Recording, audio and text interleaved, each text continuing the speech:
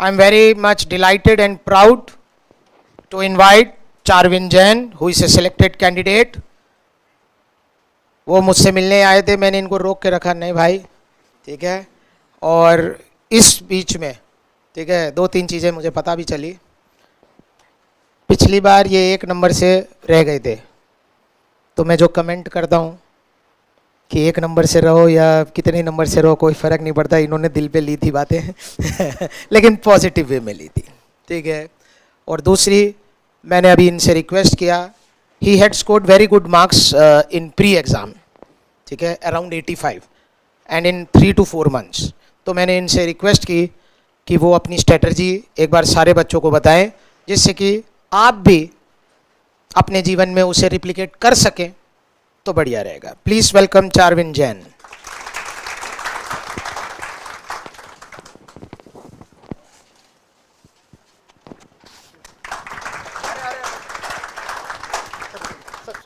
Welcome all of you. So आपके अभी prelims का एग्ज़ाम अभी कभी भी नोटिफाई हो सकता है, आप सबको पता है ये सारी बात तो है ना। तो 3 या 4 महीने मिनिमम तुम्हारे पास है, ठीक है। और उसमें प्रिपरेशन करना और प्रीलिम्स निकालना सबसे मेन टास्क यही है। तुम्हें लगता है कि मेंस है, इंटरव्यू है, पहली मंजिल नहीं निकलेगी तो क्या तुम आगे बढ़ पाओगे? ये सोच के तुम्हें प्रीलिम्स पे अटेम्प्ट करना चाहिए मेरे हिसाब से। क्योंकि मैंने जब 2019 में प्रीलिम्स दिया था, उस समय मैंने ये नहीं सोचा था कि भाई प्रीलिम्स निकालना है। मैंने उस समय ये सोचा था मेंस की तैयारी अच्छी होनी चाहिए, इंटरव्यू की तैयारी अच्छी होनी चाहिए, अपना निकल जाएगा, क्योंकि अपने सारा मतलब डायरेक्ट ही पढ़ना है। और मैंने उसमें बुक्स पे सबसे ज़्यादा फोकस रखा था। 2019 में हुआ ये कि बेरेक्स से क्वेश्चन बहुत ज़्यादा आए थे 2019 वाले अटेम्प्ट में, सीआरपीसी मेनली। तो आ रहे थे मुझे सारे क्वेश्चंस, लेकिन ये नहीं आ रहा था कि यार 257.3 है या 257.4 है, तो उसमें अपन रह जाते हैं। फिर हिंदी और इंग्लिश में भी मैंने ज़्यादा फोकस नहीं किया था उस समय, ये मेरी बहुत ज़्यादा बड़ी भूल थी। और सर की गाइडेंस नहीं थी, और काफ़ी मतलब मैंने गाइडेंस ली नहीं थी, अपने हिसाब से कर रहा था मैं सारी चीज़ें। अभी ये हो गया कि फिर मैंने JKLS ज्वाइन किया।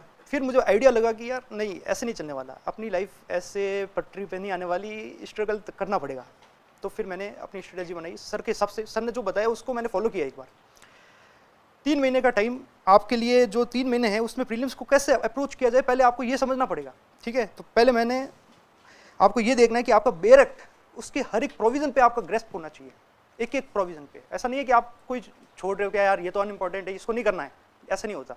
कभी भी कोई भी सेक्शन आप पढ़ रहे हो ना, तो उसको ऐसे मत पढ़ो कि यार मैंने पढ़ लिया, समझ में आ गया, चलो आगे बढ़ते हैं। उससे क्या होगा कि आपको उस समय तो आइडिया रहेगा, लेकिन एग्जाम में जब वो आएगा ना, तो याद नहीं आती चीज़ें, यार क्या था, वो था या ये था। इससे बेटर ये है उसमें ही क्वेश्चन बना दो कि यार ये क्वेश्चन है, ये वाला सेक्शन है, इसमें ये क्वेश्चन बन सकता है। तो क्या आप अपने माइंड को ही है ना एक ट्रिक बता रहे हो कि ये ट्रिक आ गई तो आपको ऐसा करना चाहिए। तो ये अप्रोच सबसे मेन चीज़ है कि पढ़ने की आपको ट्रिक आनी चाहिए कि आप कैसे पढ़ रहे हो। पढ़ता यहाँ पे आप इतने बच्चे देख रहे हो, सब जने पढ़ रहे हैं, 10 घंटे भी पढ़ रहे हैं, 12 घंटे भी पढ़ रहे हैं, 8 घंटे भी पढ़ रहे हैं। पढ़ना इंपॉर्टेंट नहीं है, जितना तुम कैसे पढ़ रहे हो वो इंपॉर्टेंट है, ठीक है। तो मेन चीज़ याद रखो कि पढ़ना कैसे, बेरेक्ट।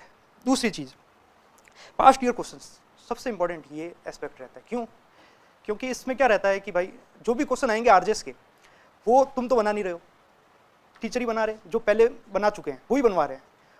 क्वेश्चन बनेंगे, उसको तुम अटेम्प्ट कैसे करोगे, तो वो पास्ट ईयर के पेपर ही तुम्हें बताएंगे कि इस टाइप के क्वेश्चन वो सोच रहे हैं। अपन तो पढ़ लेते हैं कि यार ये मैं पढ़ लिया, मुझे तो आ रहा है, ये सेक्शन आ रहा है, ये आ रहा है, वो आ रहा है। पास्ट ईयर के पेपर देखो, उसमें ट्रिकी क्वेश्चन पहले है ना, उसको मार्क आउट कर दो कि ये ट्रिकी क्वेश्चन है, ये आता है तो मुझे ये नहीं आता। उसके बाद में ना जो सिंपल क्वेश्चन होते हैं वो हर किसी को आता है, तो उसमें तो सबके मार्क्स आ जाते हैं 60, लेकिन वो तो सेलेक्ट नहीं होता ना। सेलेक्ट वो होता है जो 80 अबव लेके आ रहा है, और 80 अबव वो लाते हैं जिनकी ट्रिक्स, जिनको पता है कि इसमें ये ट्रिक लग सकती है। 20 मार्क्स की ट्रिक यहाँ पे लग रही है ना, तो 20 मार्क्स ट्रिक क्या आ रहा है यहाँ पे, तो मार्क आउट करो कि पास्ट ईयर क्वेश्चंस में या फिर कोई और क्वेश्चन भी पड़ा है उसको मार्क आउट कर लो और वही पढ़ना है। बाकी वो सिंपल वाले क्वेश्चन तुम बेरक में कवर कर रहे हो, ठीक है। फिर आता है कि क्या डेट्स इंपॉर्टेंट है। इस बार के क्वेश्चन पेपर आपने देखे होंगे, है ना, डेट्स आई थी। तो डेट्स को अप्रोच कैसे करना है यार, उसमें तो गवर्नमेंट ऑर्डर वाला वो आ गया था आईपीसी में, आपको याद हो तो 1950 वो क्वीन वाला आया था कुछ, है ना। तो हर चीज़ ऐसे तो पढ़ नहीं सकते, इतनी सारी चीज़ें याद रहेगी। आपने जितनी चीज़ें पढ़ी है अभी उस पर ही कन्फाइन रहो, ठीक है, उससे ज़्यादा मत जाओ। अब ज़्यादा में जाओगे तो फंसोगे आप ही। क्यों? क्योंकि दिमाग अपना लिमिटेड है, उसको तुम ब्रॉडन करना चाहते हो तो आपको टाइम देना पड़ेगा 2 या 3 साल, उतना टाइम नहीं है। उससे बेटर ये है आपकी लिमिटेड, आपने जितना पढ़ लिया है और जितना पढ़ना है सिलेबस के अकॉर्डिंग वो आप कंप्लीट करो, उसको रिवाइज करो।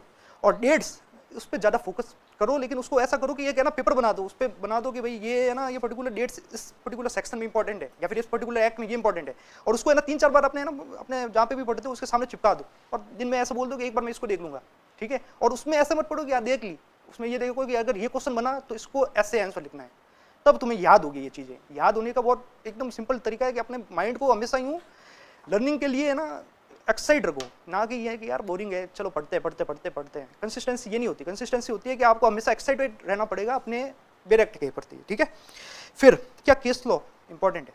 अब केस लॉज 2019 के पेपर में आप देखोगे तो एनआई एक्ट के केस लॉज बहुत ज़्यादा आए थे, है ना। अब ऐसा तो है नहीं कि आप पर्टिकुलर चीज़ पढ़ के जाओ, इसके केस लॉ पढ़ के चले जाओगे तो उसके बाद में आपको लगेगा कि यार ये तो आई नहीं, तो हमने हमारी तो मतलब तैयारी वेस्ट हुई ना। इसमें ये नहीं है, आप ऐसा करना कि आपके पास में लिमिटेड टाइम जब होता है तो उस समय अपन को ये देखना होता है कि यार सबसे इंपॉर्टेंट जो सेक्शंस हैं या फिर इंपॉर्टेंट टॉपिक्स है उसके अपन है ना मेजर केस लॉ देख लें, और जो रिसेंटली डिसाइडेड केसेस है उसमें आप है ना ऑब्जर्व कीजिए कि यार ये जो है ना ये थोड़ा सा ट्रिकी लग रहा है या फिर ये थोड़ा सा बहुत ज़्यादा मतलब इंपॉर्टेंट लग रहा है, उसको नोट डाउन कर लो और उसको ही पढ़ो सिर्फ, उसके अलावा पढ़ोगे टाइम वेस्टेज है मेरे हिसाब से। अगर आ भी गया तो 1 नंबर का है खेल, ये 1 नंबर खेल के लिए तुम इतनी सारी चीज़ें पढ़ोगे और ये चीज़ याद भी नहीं रहेगी, तो मुझे नहीं लगता वो वर्थ इट है। इससे बेटर है आप अप्रोच है ना दूसरी जगह लगाओ। तीसरी चीज़, अब हिंदी और इंग्लिश, अब देखो आप जो कंपटीशन दे रहे हो आरजेएस, वो कंपटीशन अभी ऐसा है कि ये इसके जो मेजर सब्जेक्ट्स हैं वो सारे जुडिशरी कवर कर रहा है, हर कोई जुडिशरी में वो वाले तो सब्जेक्ट्स आ ही रही हैं।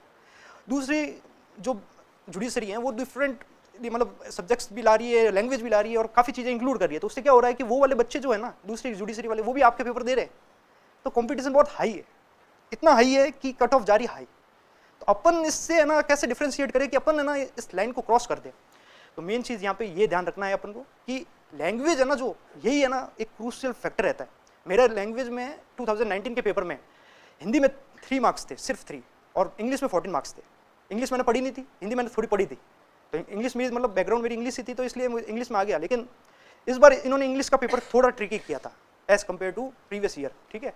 तो आपको ऐसा नहीं लेना है कि मुझे यार मेरी इंग्लिश बैकग्राउंड है तो मेरा इंग्लिश हो जाएगा, हिंदी बैकग्राउंड है तो मेरा हिंदी हो जाएगा, दोनों को लाइटली मत लेना। ये ही है जो आपको है ना लाइन क्रॉस करवाएगा, ये मान के चलना। लॉ आप कितने भी पढ़ोगे सबको आ रही है लॉ, इतने सारे बच्चे हैं, आप यहाँ पे आरजेएस अकेले तो नहीं दे रहे ना, हरियाणा वाले भी दे रहे हैं, एमपी वाले भी दे रहे हैं, और आप तो इसमें से काफ़ी पुराने बच्चे भी होंगे, नए बच्चे भी होंगे, और ऐसे भी बच्चे होंगे जो 4-4, 5-5 साल से कर रहे हैं, उनके साथ में आपका कॉम्पिटिशन है। वो कॉम्पिटिशन बहुत हाई लेवल का कॉम्पिटिशन हो जाता है। आपका नॉलेज और उनका नॉलेज में डिफ्रेंशिएट है, यही है। लेकिन आप में जोश है, ये याद रखना, जिसके अंदर जोश होता है ना पढ़ने का और क्रैक करने का, वही आगे बढ़ पाएगा, ना कि वो जो ये सोचता है कि यार मैंने है ना 6 घंटे आज पढ़ लिए, बहुत हो गया बस, ये नहीं अब हो गया, ये नहीं होता। हमेशा यही रहता है कि आप ये सोचिए कि मुझे है ना हर दिन इंप्रूव करना है। और हिंदी इंग्लिश ऐसा सब्जेक्ट है जिसमें आपको इंप्रूव करना ही पड़ेगा। और कैसे इंप्रूव करना है, राजस्थान की मुझे याद नहीं है कौन सी बुक आती है, क्या ना राजस्थान कंपटीशन की, मतलब प्रीवियस ईयर के पेपर्स जितने भी राजस्थान में जो क्वेश्चंस आते हैं हिंदी के, वो एक बुक आती है, उसको सॉल्व कीजिए, मतलब थोड़े से ही करिए, दिन में 2-3 बार। उसमें क्या है, जो क्वेश्चन दे रखे ना वही क्वेश्चन घुमा फिरा के वो पूछते हैं, उसके अलावा कुछ नहीं पूछेंगे। और जो तुम्हारे रूल्स तुम्हें बताए हिंदी वाले टीचर ने, इंग्लिश वाले, उसको एक बार ऑब्जर्व कर लो, उससे ज़्यादा कुछ नहीं करना है हिंदी इंग्लिश में। लेकिन ऐसा नहीं है कि एक बार ही पढ़ा है, 2-3 बार करो तुम, इसको लाइटली मत लेना। मेरे हिसाब से Hindi English is very important, very crucial, ठीक है। अब फिर अभी है ना आपको मेजर और माइनर में कैसे पढ़ना है, major subjects and minor subject सबसे इंपॉर्टेंट ये रहते हैं कि मेजर और माइनर कि कैसे मेजर पढ़ें और कैसे माइनर पढ़ें। मेजर आप ऐसा कीजिए, मेनली मेजर ही पढ़िए, ठीक है। माइनर को आप हफ्ते में या फिर 2 हफ्ते में एक बार 1-2 दिन दे दीजिए कि भाई माइनर जितने भी सब्जेक्ट्स हैं ना उनको मैं 2 दिन में कैसे भी करके कंप्लीट कर दूंगी या कर दूंगा, ठीक है। 2 दिन में कंप्लीट करना है। उससे क्या होगा कि आपका जो एक होता है ना कॉम्पिटिशन कि यार अपन माइनर पढ़ते हैं तो अपन को लगता है कि हाँ यार ये तो जल्दी आ गया, क्योंकि सेक्शंस कम होते हैं। मेजर में क्या होता है कि आप पूरा सब्जेक्ट पढ़ लेते हो, उसके 10 दिन बाद में आप जाकर भूल जाते हो, यार क्या पढ़ा था, याद ही नहीं आ रहा कुछ, ये रहता है, एक प्रॉब्लम रहती है। तो इससे बेटर ये है मेजर के ऊपर आप ध्यान रखो, रिवाइज करते जाओ उसको, माइनर को 2 दिन दो। और सबसे इंपॉर्टेंट चीज़ है, जब आप एग्जाम देने जा रहे हो 1-2 दिन पहले, उस समय आप माइनर जरूर पढ़िए, ये मेरी एक सजेशन रहेगा। क्योंकि माइनर आप नहीं पढ़ते ना, उसमें क्या रहता है कि माइनर में मान लो 10 माइनर के सब्जेक्ट्स हैं, उसमें अलग अलग सेक्शंस दे रखे हैं, तो 21 जेजे एक्ट का, 21 एसआरए का, 21 लिमिटेशन का। अब आप डिफ्रेंशिएट नहीं कर पाते कि यार 21 वो क्या था, उसमें क्या था, ये क्या था, या फिर कोई भी क्वेश्चन ऐसा आ गया जो है ना मतलब ट्रिकी है, तो आप नहीं पता लगा सकते उसको। तो सेक्शन बेस्ड भी क्वेश्चन आते हैं, तो आपके लिए वो बेटर रहेगा कि आप है ना 2 दिन पहले वो सारे पढ़ लो, 2 दिन, और वो लास्ट डे में आपको वही पढ़ना है माइनर, मेरे हिसाब से। फिर अब बात करते हैं अपन कि आपको क्या करना चाहिए और क्या नहीं करना चाहिए इस समय मेजर। देखो सबके लाइफ में डिस्ट्रैक्शन होते हैं, कुछ ना कुछ ना चल रहा होता है, कुछ ना कुछ हो रहा होता है, लेकिन आपके पास सिर्फ ये 3 या 4 महीने ही हैं। अब आपके अगर आरजेएस गोल है, 100% आपका यही गोल है कि मुझे आरजेएस बनना है, तो इसके बीच में कुछ आ ही नहीं सकता। आप किसी के लाइफ में कुछ होता है, किसी के लाइफ में कुछ होता है, लेकिन आपको उससे ऊपर कैसे उठ पाए वो आपको ही करना पड़ेगा। और माइंड में ये लेके चलना है कि मुझे ही बनना है और कोई ऑप्शन नहीं है। कोई अपन को बोल देता है कि यार आरजेएस नहीं बने तो क्या होगा, काफी लोग पूछते थे मेरे से कि क्या होगा, मैं बोलता था कुछ नहीं होगा, मैं यही बनूंगा बस, इसके अलावा कुछ नहीं। अगर नहीं बना तो देख लेंगे, उसके बाद में देखेंगे, अभी मैं ये सोच ही नहीं रहा। तो सोच में भी नहीं आना चाहिए कि नहीं बनेंगे। अगर ये सोच है ना तो आप जरूर बनोगे, पक्का बनोगे। बस ये अपने ऊपर फेथ होना चाहिए। अपने ऊपर फेथ नहीं है तो आप कुछ भी कर लो, किसी में सक्सेसफुल नहीं होंगे। आप तुक्का लग सकता है, बाकी और कुछ नहीं होने वाला। फिर कंसिस्टेंसी मेंटेन रखो। आपकी जो आपको प्रोडक्टिव लगता है, जैसे आप पढ़ रहे हो, ठीक है, ऐसा नहीं होता कि अपन है ना पढ़ते जा रहे हैं, 1-2 घंटे पढ़ लिए, 3 घंटे पढ़ लिए, अपन को लगता है कि यार बहुत अच्छा पढ़ लिया, ऐसा नहीं होता। कभी भी माइंड को है ना थोड़ा सा ब्रेक चाहिए होता है कंसिस्टेंट प्रोडक्टिविटी लाने के लिए। तो 30 मिनट पढ़ लिए, 40 मिनट पढ़ लिए, तो अपन ऐसा कर लीजिए कि 5 मिनट ब्रेक ले लेना, कि बाहर जाके वॉक कर लो, गाना सुन लिया, या वो कुछ भी कर लो जो आपको इंटरेस्टिंग लगता हो। उससे क्या होगा कि आपकी जो वापस फोकस की जो होगी ना, फोकस और एफिशिएंसी उस चीज़ की, वो बहुत अच्छी होगी। तो मेरा यही सजेशन रहेगा कि आप है ना थोड़ा सा टाइम नेचर को भी दो और अपने आप को भी दो। 5-5 मिनट, 10-10 मिनट बहुत बहुत ज़्यादा होते हैं, ठीक है। फिर अब मेनली होता है कि अब एग्जाम के समय, जिस समय आप एग्जाम देने जा रहे हो, उस समय आपको क्या ध्यान रखना है। उस समय क्या रहता है कि अब एग्जाम देने जा रहे होते हैं ना, तो इतने सारे लोग दिखते हैं अपन को सेंटर पे। उससे पहले भी अपन 2-3 घंटे पहले अपने माइंड में रहता है कि एग्जाम आ रहा है, तो एक फियर रहता है माइंड में। उस फियर से अपन को दूर कैसे रहना है वो आपको समझना पड़ेगा। मेन चीज़ क्या होती है, जब अपन एग्जाम देने जा रहे होते हैं ना, तो अपन ने सारी चीज़ें पढ़ रखी होती है कि हम ये भी पढ़ लिया, वो भी पढ़ लिया, वो ये भी पढ़ लिया, वो भी पढ़ लिया, लेकिन अपन लास्ट मोमेंट पे ये सोचते हैं कि ये जो है ना सेक्शन मुझे याद ही नहीं आ रहा यार, वो तो है ना सीपीसी मैंने 10 दिन पहले पढ़ी थी, वो तो मुझे याद ही नहीं है, ये मैंने इतने दिन पहले पढ़ा था, वो तो अभी याद ही नहीं है। ये चीज़ अपन को है ना दिमाग में अपन को फियर पैदा करती है, और वो 10 मार्क्स का तुम्हारा अंतर होगा। अगर मान लो तुम्हारे 80 मार्क्स आ रहे हैं ना अगर कॉन्फिडेंस के साथ, तो आपके 70 ही आएंगे या 65 ही आएंगे। क्यों? आप फियर, आपको है ना मतलब वो एक फियर था कि यार क्या होगा, नर्वसनेस अगर एग्जाम में है तो आप 10 नंबर कम लेके आओगे, ये पक्का है, ये श्योरिटी है। क्यों? क्योंकि देखिए एक तो लक फैक्टर रहता है, तो कॉन्फिडेंस होता है ना, तो अपन का लक ऑटोमेटिकली चलता है। आप अगर कोई क्वेश्चन करोगे ना, आपको लगता है यार ये सही लग रहा है, ये दोनों में से एक है, तो आप लगा भी दोगे ना, वही सही होगा। लास्ट में चेंज मत करना मेरे हिसाब से 2019 में मैंने बहुत चेंज किए थे, वो काफ़ी वो सब गलत ही हुए थे, ठीक है, और जो सही किए थे पहले वो सब सही थे। तो ऐसा मतलब अपने आप पे डाउट मत करना, वहाँ पे कॉन्फिडेंट रहना। अंदर जाते समय ऐसा ही याद रखना कि यार कुछ नहीं है, सब है, तो अपने फादर मदर जो भी आपको अच्छे लगते हैं, गॉड हो गया, उनके बारे में सोचिए, अंदर जाइए। पेपर सब दे रहे हैं, किसी का होगा किसी का नहीं होगा, अपना जरूर होगा, बस ये सोच के चाहिए, और कुछ नहीं है। फिर मेनली ये है कि अभी जो है ना 3 महीने आपको कोई है ना माइंड में कोई चीज़ ही नहीं लानी है। जैसे कि अपने माइंड में कभी कभी ये भी आ जाता है कि यार घूमने चले जाते 2-3 दिन के लिए, थोड़ा माइंड फ्रेश हो जाएगा, ये कर लेते हैं। देखो ये 3 महीने तुम्हें निकालने हैं, अच्छे से निकालने हैं। फिर तुम है ना श्योर हो जाओगे, 80 या 85 से अबव नंबर आ जाते हैं ना, तो बंदा श्योर हो जाता है कि यार मेरा तो है ना मेंस हो रहा है, तो वो पढ़ना स्टार्ट कर देता है।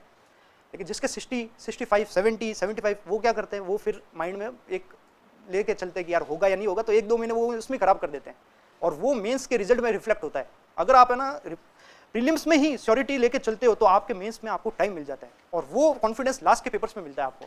तो ये ध्यान रखना कि प्रीलिम्स में इतना स्कोर कर दो कि मेंस के बारे में सोचने की जरूरत ना पड़े कि मेंस तो अपन लिखेंगे ही। ये चीज़ माइंड में हमेशा याद रखना। अब सिर्फ और सिर्फ पढ़ाई पे फोकस रखिए, दूसरी चीज़ में फोकस मत रखिए। Thank you.